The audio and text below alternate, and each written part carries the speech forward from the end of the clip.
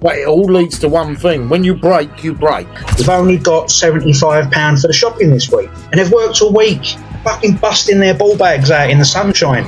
Every 7 seconds in the world, someone has removed themselves from the world. 10 years of just banging that drum, 10 years of banging the drum. Mental health might be considered equally as important as, say, manual handling, which is physical health. Not every scaffolder's okay. Check your mate.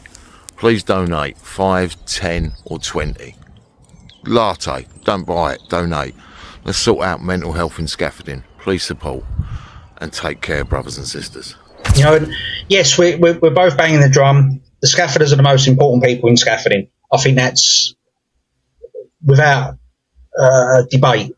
But again, the scaffolders can't put scaffolding up unless the people who own the scaffold companies buy the materials, buy the lorries, secure the contracts, you know, price the work, win the work. Endless arse-licking and bullshit you've got to do to your clients because they're only after the cheap. On the kitchen, kitchen table on a Friday night, like you've just paid the wage on the street, and then you've got to do the VAT return for money you haven't got.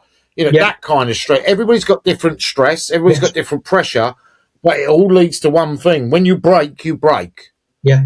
And we need to rebuild people. We need to keep people in the industry, don't forget, as well. And if you're broken, you're not in it. If you make the ultimate choice, and it is a choice, and it, you know, the people left behind are damaged permanently. Why do we have to get to that point in modern society? Surely there's a better way than somebody gets to the point where they think the only option they've got is to remove themselves. You know, like if I commit suicide, everything's solved. It's not. It's not. All you've done is remove yourself, but you've caused someone else a problem. Yeah. That can't be the answer. And we know it's not the answer, but we're not fixing it. Yeah. You know?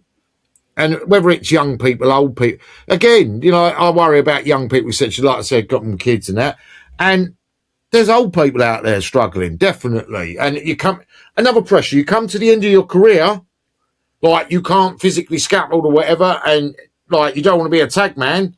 Oh my God, we haven't trained you. We haven't given you any options. See you later. You didn't start the firm and have the stress in your 20s. No. You know, or again, with the mental pressure as well. Mental pressure leads to physical ailments as well. The stress on your heart, etc., etc.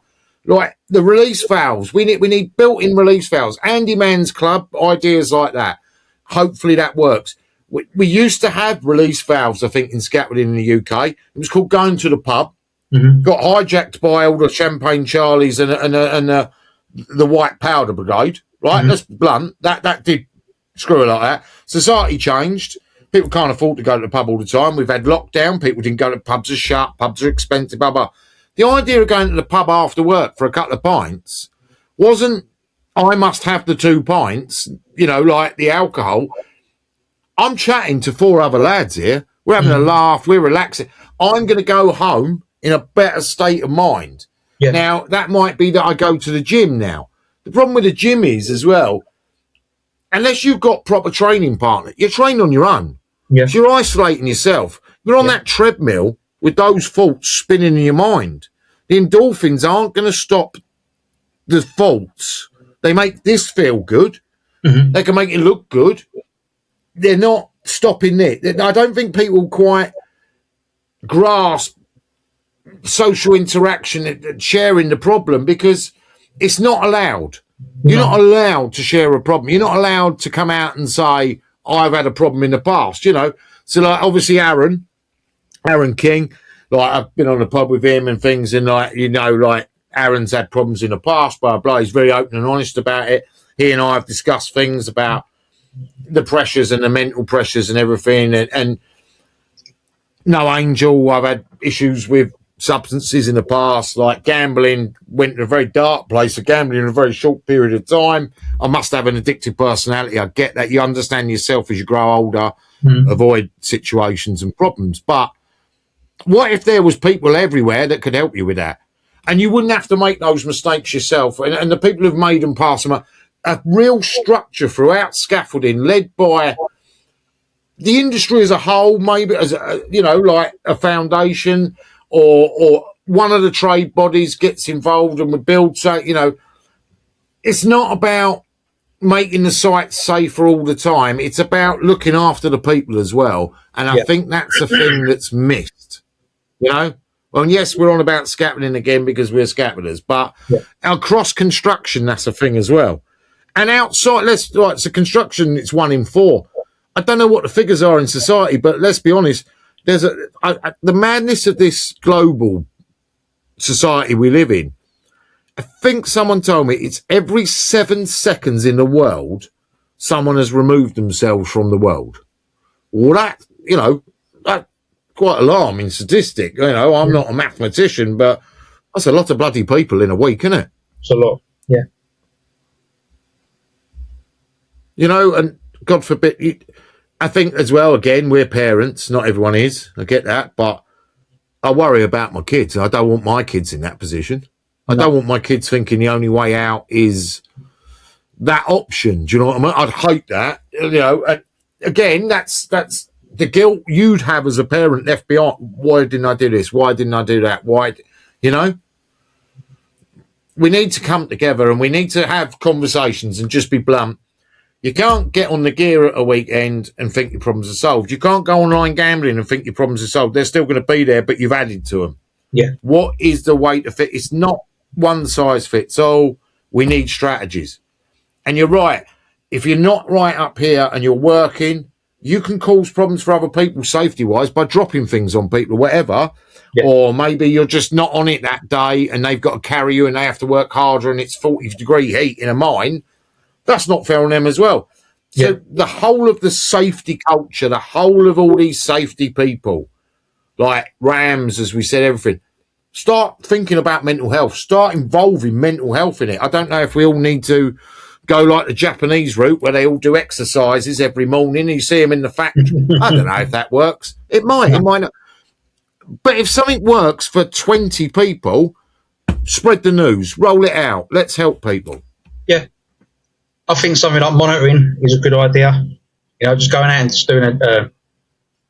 Fair enough, I did a sheet for someone this morning. I'm helping them get into NASC.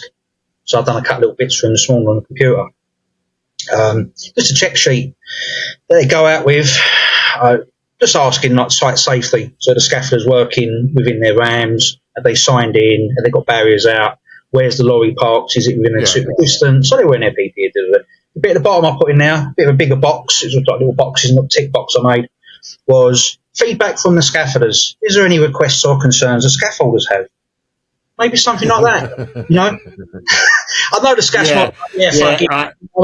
I know.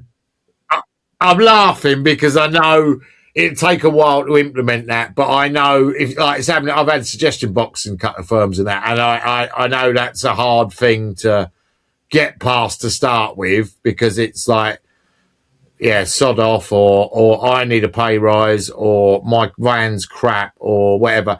But I bet you will get the odd good idea, and you will get things coming. Even the madness of a toolbox talk.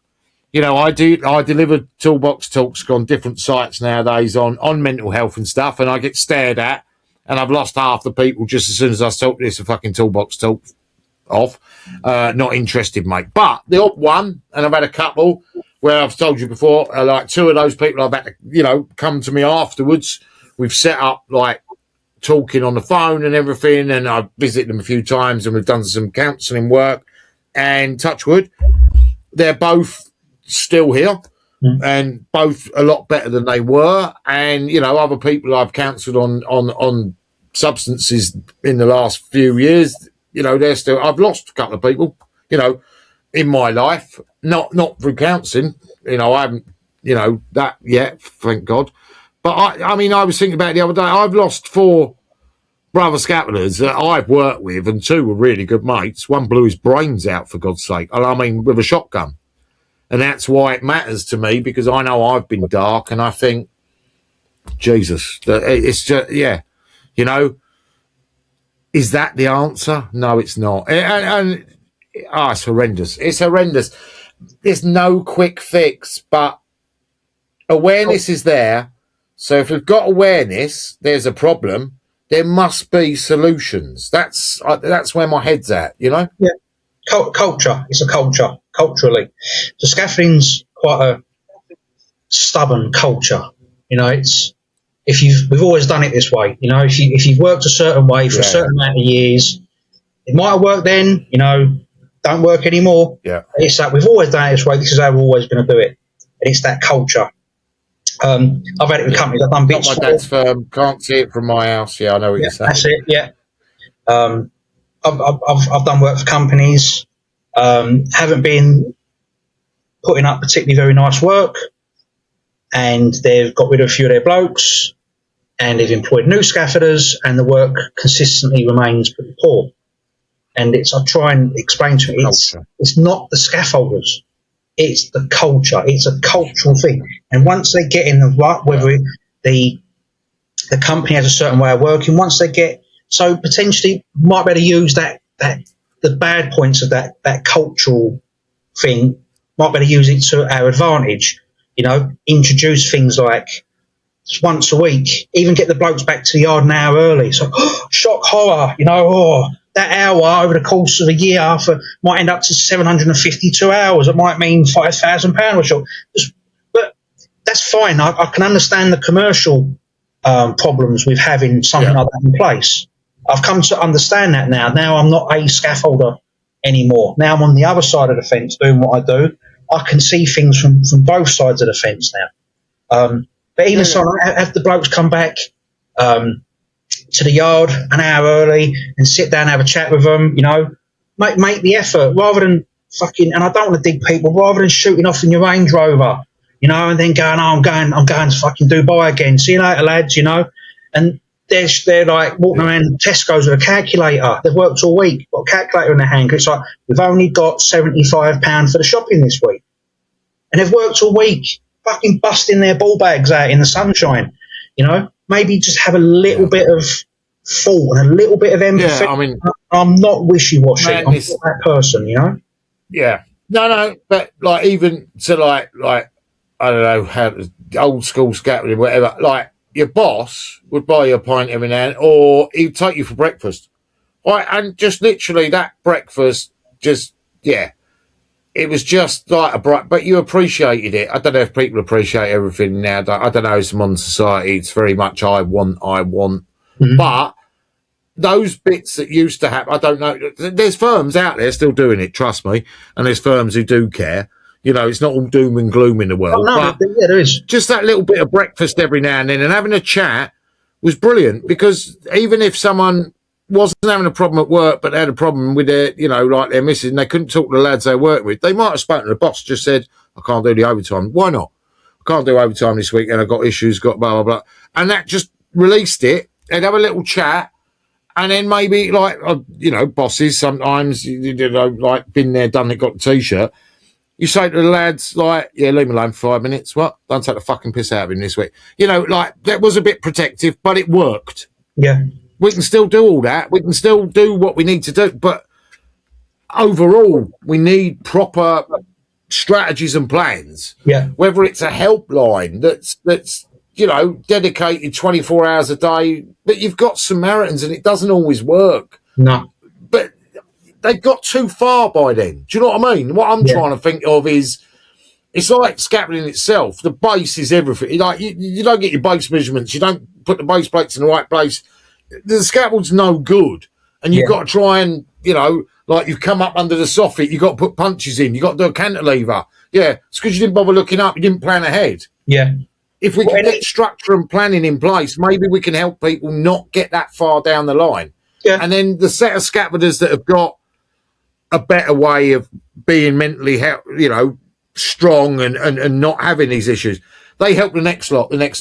It might take years, or it might take 2 generations, and bang. Yeah, see you later, mate. Don't know what those lot were on about like 20 years ago. Remember those 2 idiots, the ugly ones on the podcast, talking about mental health? Couple of dicks. You know, but that would be fantastic if we could get there. Yeah. But we've all got to have these conversations, and we've got to realise this is a massive problem. Yeah.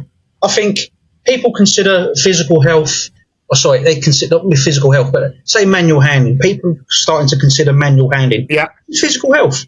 That's all it is. It's physical health.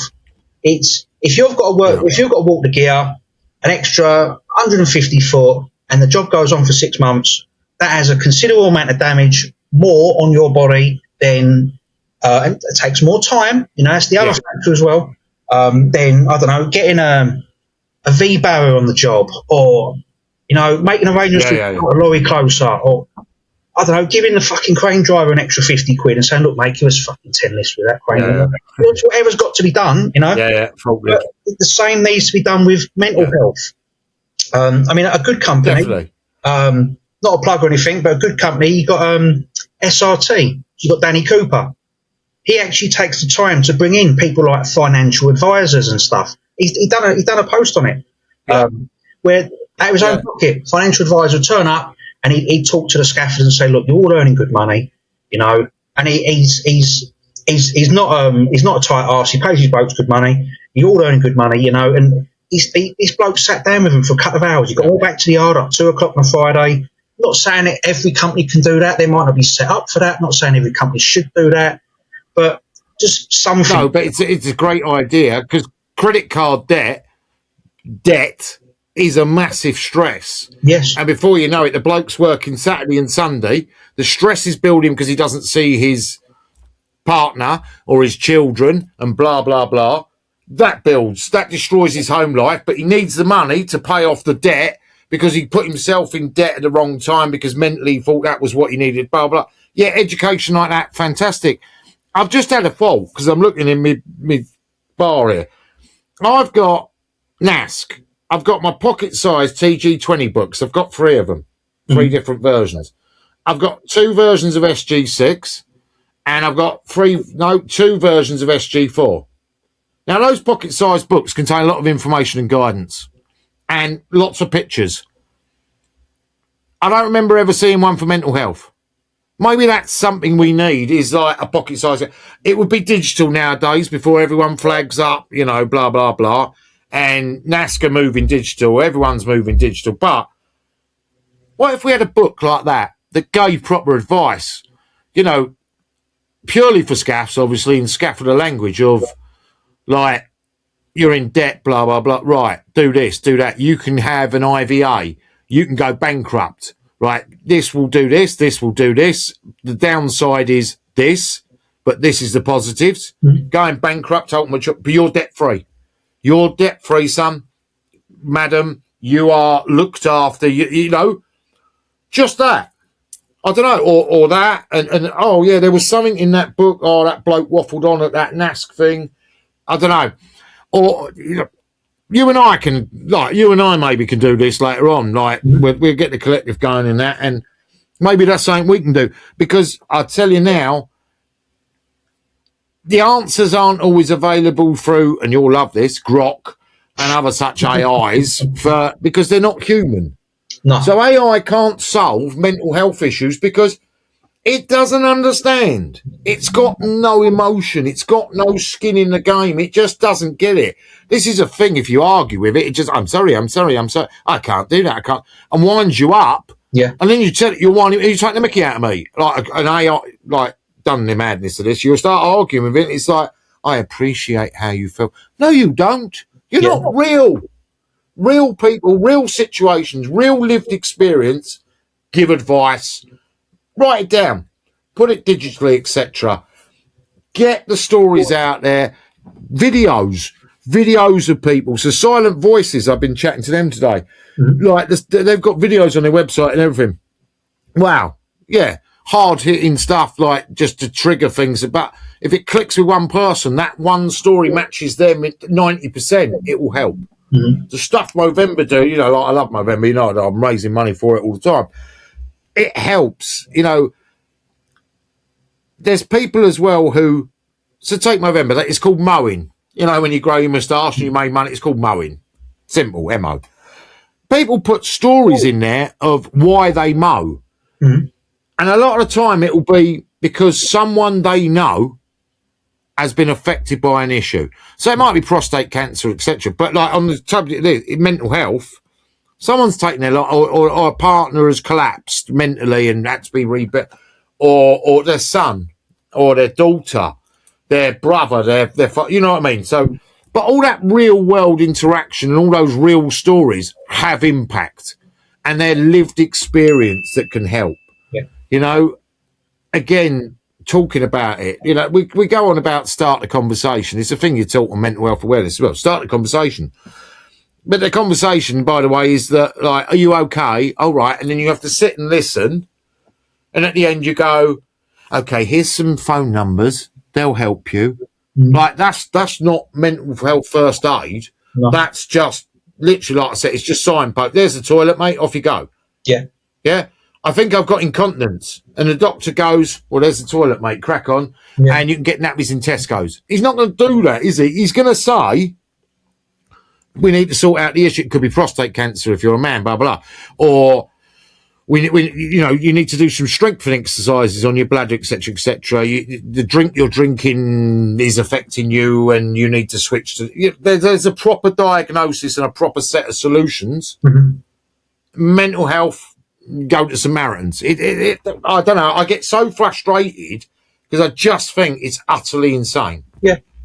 I mean, without doing a plug for my publications, I've got 172. I've maybe got 30 or 40 that are about mental health, all different things. Sleep optimization, explaining why 8 hours sleep is the perfect amount of sleep you have to have. Not too much, not too Goldilocks zone, not in the middle, and it explains why. They're there. Just use them before I take them off. You know, before I take them down, use them. They're there. They're free. You know. Yeah. But yeah. I mean, on the flip of that, obviously there's loads of studies on sleep, etc. Like the old-fashioned way of sleeping is go to bed at 9 o'clock, do 4 hours, get up at 1 o'clock, do 2 hours of work and that, go back to bed at 3 o'clock, get up at 7. You know, that might work for some people where 8 hours might not work. And again, we're back to, if you don't get up and seize the day at 5 o'clock in the morning, you're a pussy, you're going to die, you're going to struggle in life. Like, fuck off. Yeah. Stop. Like, it's not. So you need 6 different ideas. Try 1, 2, and 3, and you get to 4 and it works. Happy days. It might be idea number 6. It might not work at all, but at least there's something there for you to try. Yeah. You know, rather than you're on your own, mate. See you later. Yeah. Well, you have rehabilitation. You have rehabilitation for injuries, didn't you? Yeah. You know, like you damage your leg, sports and work and everything. You have rehabilitation and you have physiotherapy. You don't have that for the mind. No. Like NHS in Britain, etc. Great. Oh, you go and see the psychiatrist, and what he's mainly going to say is, we haven't got the money, mate. There's some pills. Yeah. What? There's some pills. If you want therapy, it's group therapy. Yeah, and it doesn't work. It doesn't work for everyone. You know, like, again, people like the therapy idea, and one size fits all, it'll cure it. It doesn't. It doesn't work for everyone. Not everyone's wired the same. Yeah. We've now got the point in society where neurodiversity, we've worked that out. We've worked out that not everyone's the same. And people are like, thank fuck for that, because I never felt like I belonged in society. I feel a bit more accepted. But again, when we get to mental health, where's the strategies? Where's the plan? Where's the conversation to find the answers? Where's the effort? That's another one, effort. Effort. With, it takes time to rebuild people. And it's not happening. No. You used to have light duties once upon a time. I've been in a few jobs where you'd have someone who'd come back, I don't know, broke their hand or whatever on site. They'd come back after, I don't know, 2 months. Yeah. And they'd be in the stores, you know, on the big jobs, obviously. Or they'd be potting around the yard for a couple of weeks until they're better, you know. There's no such thing in that. There's no such thing set up for that for mental health. There's no. He's been with his wife 22 years. She's been having an affair. They've split up. He's now keeping on his mate's sofa. He's not in a good way, but we have to get this super duper job done, and he's the only person to do it. So get there. And by the way, there's only 4 days on it. That's what you get. You know, there's no. Not saying every company like that, but a lot of companies are. A lot of companies are. And on the other hand, as well, No, I think there's good companies, there's bad companies, there's companies that are good at some things and not. That's life. People are good and bad. You know, like you're not saying every company's better than this company and this company's shit, full stop, you know, but again, do the companies actually, so devil's advocate as usual, but where's the guidance for the companies half the time? Do you know what I mean? Like I'm back to the little book and there's some strategies and some videos and it's free. And the company then introduces it as a strategy to help people and keep their workers working. The business owner that's sitting at the coffee table and he's trying to do a quote, his kid's running around on the floor that he hadn't seen for 14 hours, and then the phone goes at 10 o'clock at night for the emergency. How's he supposed to help with other people's mental health when he's in such a bad place? Yeah. He can have systems and strategies and he gets out of... You know, and the company grows, he employs a few people, he might play golf on a Wednesday, it works for him, but only on a Wednesday, and at the weekend he's still stressed. Again, time, people above get stress as well. Trade bodies, charities, we've got them, that's great, they need to work together. Yeah. Lighthouse Charity do amazing work. Like Movember do amazing work, but they can't do it all on their own, and they're charities. No, they can't. And other people need to step up and help, and people in power don't give up half the time, do they? No. You know, I'm not digging anyone in particular before anyone wants to sue me, but I think there's quite a lot of little effort in the world on mental health, and yeah, the people at the top don't care. No. I'm all right, Jack. Until it affects them. Then they're all banging the drum. Yeah. Yeah, or they've got money and they just go and get the best help they can, or they just swan off into the sunset, and other people don't have that option. Yeah. Oh, you know, money is a big thing. We know that. You know, like you need money for everything. The more money you've got, sometimes you can get help, but you can't buy your health. You can buy certain things. I don't know, like cancer. Is there a cure out there? I don't know. I'm not a billionaire. You know, I don't want to go down that theory of, you know, conspiracy, but with mental health as well, like if you're going to see a top psychiatrist, you might stand a better chance, but you need money for that.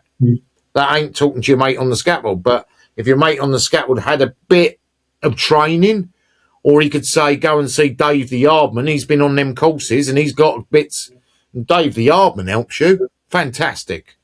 But you've got to put all that in place and you've got to work together to build it. Yeah. And work across the whole of scaffolding. Then you could help with construction, then you can help in society. But for me, let's start with scaffolding because we're scaffolders. Yeah. And then over X amount of years, it will just become part of the, like wearing a harness now. No doubt. And I always grew up with harnesses. First company I started working for was Trad. You had to wear a harness. Well, obviously not when I first started. I was on an open wheel for years, pretty much. But then as soon as you put your tools on, you put your harness on. You know, but maybe 10 years before that, and this was the late 90s, maybe 10 years before that, you know, they might have had harnesses, but it wasn't the done thing. But now, hard hats are probably a better example. You know, nobody wore a hard hat. Again, hard hat, yeah. And then after a amount of years, everybody wears a hard hat to the point where you've now got politicians walking around building sites. They've got a hard hat on. Like they're walking around a green zone. But they're just, maybe it's the look, maybe it's for the, you know, it's for the visual and that sort of stuff. But maybe within 10 years of just banging that drum, 10 years of banging the drum, mental health might be considered equally as important as, say, manual handling, which is physical health, essentially, in scaffolding. Yeah. But maybe that's why you need mental health awareness. I've flipped on what I said at the start. Maybe you do need to keep banging the drum for mental health awareness for it to filter through. I don't know. There's no quick answers to any of it, but where we are, the status quo and the position we're in cannot continue. No. You know, and more people need to speak up, and more people need to, not on social media, not in the Telegraph or the Mail or, I don't know, on BBC News, just to their mates. Yeah. Just to the lad they work with, maybe. Like, you can still be the biggest, hardest bloke in the world, but that one fella that you get on well with, who you fix with every day and you go to every job with and you've jumped firms with, he's like your best mate because you work with him every day. You spend more time with him and your wife. Have a chat with him. Yeah. You know? Like, and if he can't be that much of a wanker that he's going to turn around, oh, fuck off, mate, I'm not interested. Because you've talked about stuff before, you know you have. Yeah. Especially our world. It's boring. Oh, sorry. Back, tap. It's boring. Your mind goes. That's another thing people don't realise with scaffolding. Your mind goes places while you're working. Yeah. You know, I've had days where winning the lottery has taken up 6 hours of my day, and it's been a great day in my head for once because I've won the lottery and I've spent money and or did I win 3 million? I'd spent half hour on that. I won 500,000. I spent that. I won 10 grand. I spent half hour on that. Mm-hmm. Then I spent 3 hours on winning 120 million pounds, and I changed half of people in the world's lives, sort of thing. Yeah. Or I'm singing songs in my head. You must have done that. Singing songs in your head. No one can hear you because you can't have headphones in. You can't have a radio, but you're singing songs in your head. People are talking to you and you haven't got a clue what they're saying. You're in your own zone. You have to do that because your brain's needing it. It's like a reset. You know, maybe that's a thing as well. You know, you got those sounds, 63 hertz or whatever it is, resets your brain. You can't do that at work because you're not allowed headphones. Okay, cool. But you might be able to do it on your break. Yeah. Maybe that's a thing that needs a bit of study and a bit of analysis, see if that works. Or, you know, like, and I know people don't like it, but having a radio on site, I used to love. The day used to go so much quicker because we were singing songs and we were happier. You know, and when you're happy in your work, even if you've got all the pressures in the world out, for that moment or that hour or two, it's gone out your head. Do you know what I mean? You've escaped it. Yeah. It's a release. And going to work isn't a chore. Yeah. And I know people are going to be, you can't have radios and it's not fair on the resident. I get all that, right? I'm not saying listening to Radio Gaga is the answer. But what I'm saying is people don't realise the power of music, the power of conversation. Mm-hmm. We're not robots. We can't all go on site, never speak to anyone other than, yeah, we need more doubles. And you're not allowed to say anything else. And it's got to be on a walkie-talkie. You know, people in offices are allowed to chat all day long. Yeah. People in offices have radios. Yeah. People in the site office, I've been in them and they've got radios going, having a chat next to a kettle, and they might have a telly or they're reading the paper, like you're getting paid for that, well done. Bloke on site, he's got one earbud in, listening to some music while he's labouring on the floor. He's got to communicate, he's got to look up, etc. But he's been given a task of, we need 100 boards. He's put the one bud in and he's walking the boards, and next thing you know, he's red carded. Yeah. Because he's got that one earbud in. Yeah. I'm not saying he puts the cans on and he's pumping it. You know, I have done that, you know, like I'm old. We had different theories in the old. Again, I go back to, is that why we were happier? I think that's... Was it because there was less... Yeah. I think that's bang. You must do this, and this. Yeah. I think that's a big part of it. I think that people are allowed a bit of freedom. I don't smoke. You know, I like the odd cigar. You know, I will treat myself to the odd cigar when I've got the money and that, when I can find one. But I don't smoke. I've never smoked. Not really my thing. I do. Yeah. But you go on site. If you go for a fag, you got to go outside. You got to take your high vis off. You got to take your hard hat off. No one can see that you're a builder because it's a bad image for construction. Fuck off. Like, what image? What bad image is it for construction? Because it's not just that. I get that. That's fire safety as well. Like, I get the principle. Being a smoker, I get that. But then again, I think back. We used to eat our sandwiches on a scaffold. Yeah, I've done it. You'd have a drink of water on the scaffold. Yeah. You can't have water on scaffolds half the time. You know, like maybe that's more pressure that people need to look at, this dynamic risk assessment. But yeah, we used to smoke on the scaffold. Yeah. You'd have a fag while you were labouring. You know, if you work on the street, you've still got that. You're quite lucky. You know, we're thinking of sites, industrial, especially big commercial. So there's so many rules and pressures, and I can understand high risk. None of it's worrying about people's heads, the damage it does. You know, no. I've been on sites where they've literally moaned about the scaffolders on block A or whatever. Yeah, I've had to have a word with those two lads. Okay, why is that, mate? Well, we've had complaints from the people in the flat. Okay, what was that? They were chatting. Oh, what, swearing? Was it sexual? Was it rude? Was it No, they were just chatting. Oh, my God, let's kill them. Yeah. Or How dare they speak? They were How shouting. dare they actually communicate with each other? Like, yeah, can't have them shouting, get me some doubles, get me some 5 foots. I need 2 13-foot balls. And they're 80 foot below. They have to shout. They have to shout. Well, no, you can get walkie-talkies for that. Yeah, you can, but people don't, do they? It's Right. for the most part. No, but you can, and I get that. My principle being, having a chat with someone should not be a crime. No. If you need a sip of water on a scaffold out of a bottle, should not be a crime. If you want to legislate that we've all got to have the X59 specially designed water bottle with self-sealant, blah, blah, blah, and it's made of tin, and it's only allowed to be 300 ml off your belt, I don't care. But you can't say to people, there's free water in the canteen, but you can't fill a water bottle because we won't have bottles. Right? If you don't want bottles and rubbish, I get that, right? But for everything they say, they never find a solution. Well, the solution is, if I carry a metal water bottle, I should be allowed it. Because I'm not going to leave it on the scaffold if it costs 20 quid. And yeah. If I need to smoke, yeah, you can't smoke on site. I get that. Okay, right. And smoking in public places is illegal now and all that. I get the laws have changed. But realistically, have you got a smoking place? No, it's outside. You've got to get changed and go outside. That's nuts. Provide a smoking place. Well, that's my argument. Build a shelter where people can't see. If you go off site, you got to go off site to smoke.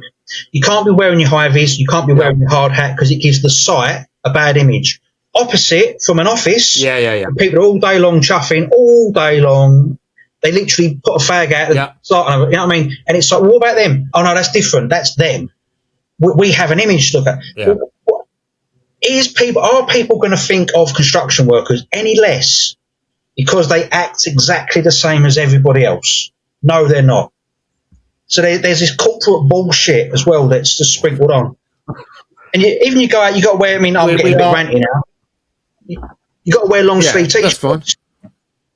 So you've got to wear long sleeve t-shirts. Okay, why is that? Because of sun cancer. Okay, 35 degrees out there. You're just sweating your nuts off. Yeah, you got to wear them anyway. You won't see a site manager walk around that day. He'll be in the office, air conditioning unit up to the max. Yeah. Every single window will be open. Music playing, ice cold bottle of water. And it's like, oh, see that bloke got his sleeves rolled up. Go out there and get him. And I'm not digging people. It's the bullshit. It's the bullshit. No. But the answer to that is, if I've got a T-shirt on and you've got Factor 50 in a little cabinet in your site cabin and I'm told you can wear a T-shirt, but you've got to use the Factor 50 every hour, I should be able to take the Factor 50 up for my gang working at height, or my boss can provide it, right? Or I can provide my own, God forbid, look after myself. I've got to wear it, or I can't wear the T-shirt. That's the better answer. There is that problem. Scaffolders are notorious, and they don't like spending money on stuff. There is that issue with scaffolding that needs to stop. But yeah, I can say that as a scaffolder. I've worked with scaffolders that literally will sellotape a pair of 40 and dicky boots together rather than. Yeah. Zip tie is the cure for everything. Yeah. Apart from your mind, you can't zip tie your mind. No. But again, it's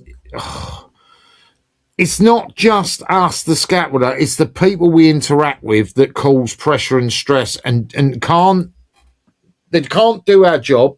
Because, no offence to them, but they've not been trained or they've not done it and they don't want to do it. They might not be good at height. They might not be wanting to do the physical, whatever. You've chosen your path in life. But what you need to understand is telling me I'm not allowed to do this.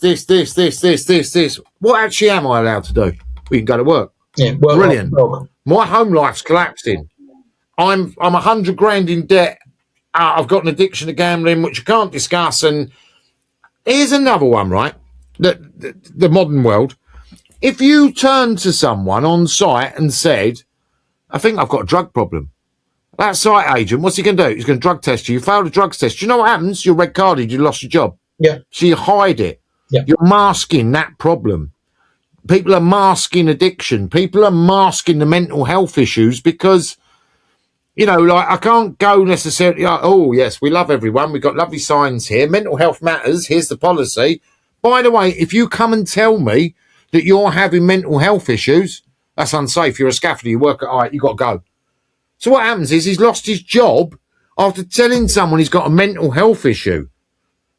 Yeah. Which adds more pressure and sends him over the edge. But it's okay because we can't have him there. Well, why can't he go on the ground? Labouring, whatever. Well, we can't pay him. Okay, have a chat with him. If you've really got to reduce his whatever, but give him the options. Don't just, Mr. Site Agent said you got to go, mate. Mm-hmm. You know, red card, red card, red card. You know, like, I don't know, man. Yeah, I don't even think... But they've got policies in the background saying they give a shit. Yeah.